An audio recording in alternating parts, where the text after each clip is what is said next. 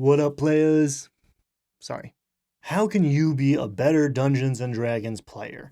How can you be so awesome at D&D that anyone would want you at their table? There's a Dungeon Master shortage out there, folks, and a growing number of players vying for a limited number of seats. So how can you make sure you get invited to the next game? There's a lot of advice out there about how to build a better character, how to maximize your attributes and ability scores and your damage output and survivability. There are forums and websites and YouTube channels that perform way better than this one. Welcome to the Verdigris table, by the way.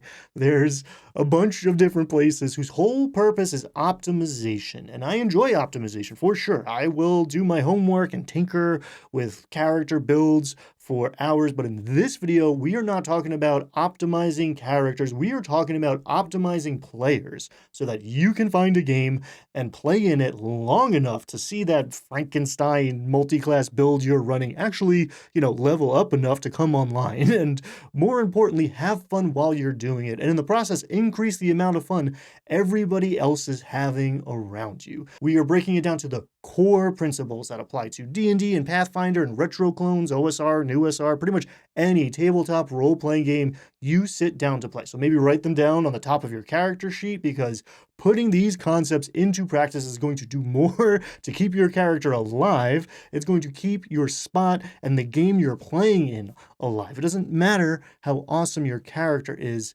if you aren't playing.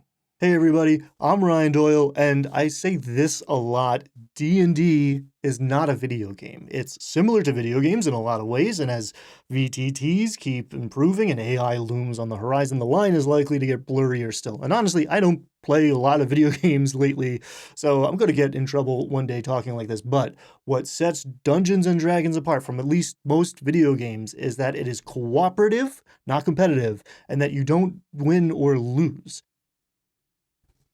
Now, I know there are some video games out there that kind of fit that description as well, and they're mostly about building a cool thing and showing other people the cool thing that you built. And D&D is kind of like that, only we're all building the cool thing together.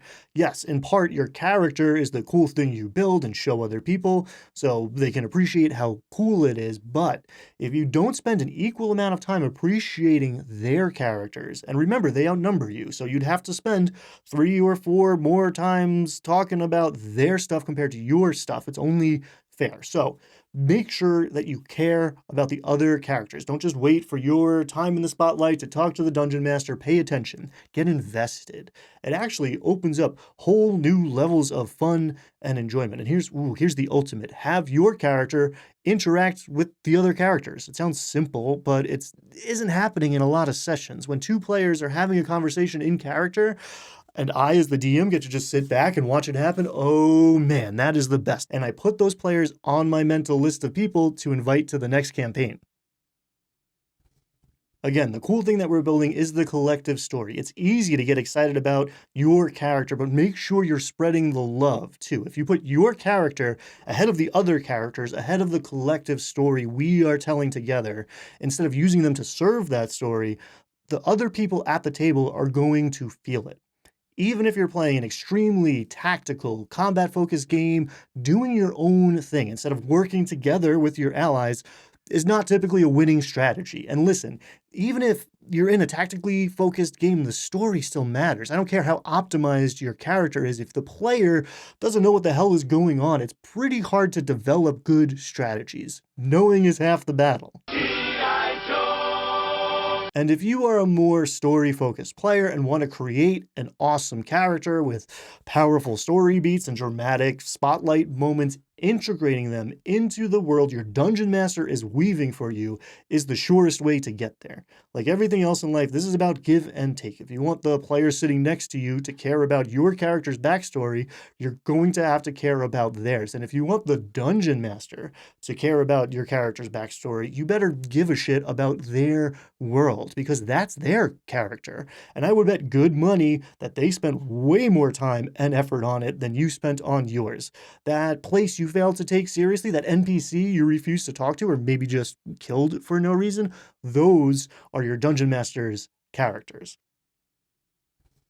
You show respect for all of their time and effort by engaging with the adventure the DM has prepared. Pay attention, take notes, treat the NPCs as real characters and the game world as a real place. Go on the adventure.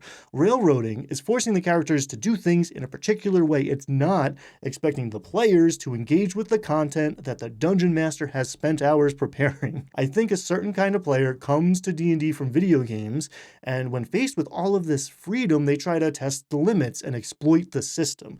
Totally understandable, acceptable behavior when you are in a game that's being run by an unfeeling machine, but there's a human being running this game and trying their best to show you a good time and have a good time doing it. The DM is also a player. They also should be having fun. If someone at the table is just showing up and making zero effort, or maybe worse, they are putting all of their effort into trying to break the game, why would the DM keep running games for them? Don't try to break the game and stop trying to win it. D&D is a team game and everyone at the table is on the same team, even the dungeon master. It's easy to forget that, and a lot of players, even dungeon masters, do. But if you cooperate and communicate, then things are way more fun and you can achieve way more. When everyone understands it and is bringing something to the table, that's when the magic happens. So care about the other characters, care about the story you are a part of, and care about the world you are playing in. Sounds a little fluffy, maybe, but I put it before the crunchy stuff for a reason. If you focus on those aspects, the rest will follow naturally. It's the golden rule in action. Be the kind of people you want to play with. If the person beside you doesn't know anything about your character or what's going on in the adventure or pay attention at all until it's their turn, would you want to keep sitting next to them every week? How about if you were the DM and had spent hours preparing game night for everyone to enjoy? Burn out your DM and game night is over. Okay, you've got all that. Let's get crunchy. If you want to be a good player, know your stuff. You don't have to know everything. Here's the secret. Not even the DM knows everything, but you have to know your stuff. If you're a rogue, learn how sneak attack works. If you're a paladin, know how to use smite. If you are a caster and you prepare a spell, read it before you cast it. Yes, you might have to talk to the DM about the finer points of some rule interpretation sometimes, or ask some clarifying questions about the features in the room the combat is taking place in. Maybe something just isn't making sense to you, either in the player's handbook or just in what the dungeon master said, and that's okay. I understand. D&D 5e can be tricky, believe me. It's okay to seek out help. There's a lot of it out there, in part because the game is complex and difficult at times, but do what you can outside of the session, because unless this is the first few times you're sitting down to play, no one is going to want to spend much of their precious game time explaining basic rules to you, especially if they've already explained those same rules to you many times before. We all only have so much time to play. We want to spend it playing. And on that note, listen. This is a big one. Figure out what you want to do before your turn comes around. Again, we only have so much time we can carve out to play. We don't want to spend it listening to you figure out what you want your character to do. I'm sorry, I don't want to sound like a jerk here, and maybe I'm failing to do that in this particular video, but you are a powerful hero in the heart of Mortal Kombat. The round is 6 seconds long, and this monster is trying to kill you. Please act decisively. Yes, things are dynamic, and maybe what just happened before you go changes your plan, right? Maybe you're sitting somewhere and you're not sure if it's 30 or 35 feet away. I get it. And I am all for conversations about strategy and tactics. I probably allow my players to be a bit more metagamey than a lot of dungeon masters out there, but there's a difference between everyone working together to figure out the best course of action and making 4 or 5 people stop and listen to you think out loud for a few minutes, or to watch you look up things you could have checked before it was your turn or before you came to play. Few things kill the momentum and the fun faster. If your turn always takes twice as long as everyone else's because you're trying to do stuff like haggle prestidigitation into major image so you can gain cover and attack with advantage from hiding using an arrow you want to set on fire first, all with a single action, there's a problem here.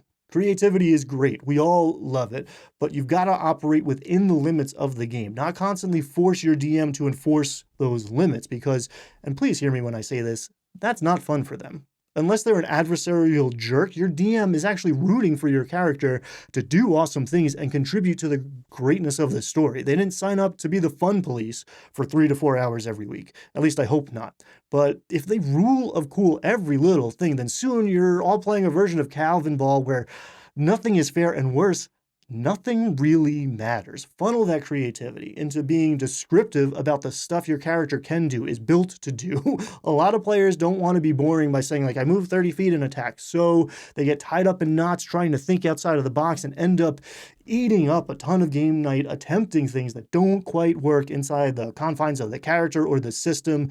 And that can leave them and everyone else at the table feeling frustrated and unsatisfied. Move your 30 feet and attack, please, but describe the hell out of it so it sounds cool. I sprint to close the distance, unsheathing my sword and swinging it down upon the goblin who just fired a poison arrow at my friend the bard, shouting the battle cry of my people, Eulalea! That's awesome. I love it. Roll your dice. Keep it moving. Don't get me wrong. You want to come up with cool strategies, right? And tactics beyond I swing my sword, go for it. That's the kind of outside the game prep that the players can do. No one expects a player to do as much as a DM between sessions, but you can still put in some effort into preparing to run your character. You want to find cool new ways to use your abilities or the stuff in your inventory, whatever? Fantastic. Please do. I'd love to see it. Just do your homework before the spotlight's on you so you don't bog things down for everyone. Makes sense, right? It's a cooperative game. Do your part. Let's take things one step further now. Let go of the idea of winning and losing. Next time you're watching your favorite actual play, watch how everyone is cooperating, how the players aren't just waiting for their turn to do a cool thing, but are engaging with the story. They are listening and reacting to the world and the other characters around them, and watch how they fail gracefully.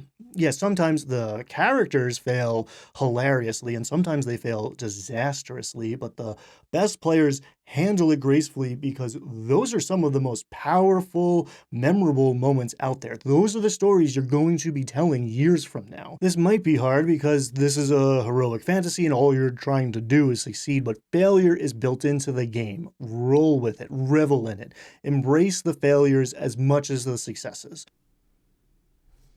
Look, one of the main ways this game is different than video games is that although there's no real winning and losing, characters can actually die. It can be super emotional, but it's also peak D&D. So if you haven't experienced it, you're actually kind of missing out. The story goes on, and it may be even better for it.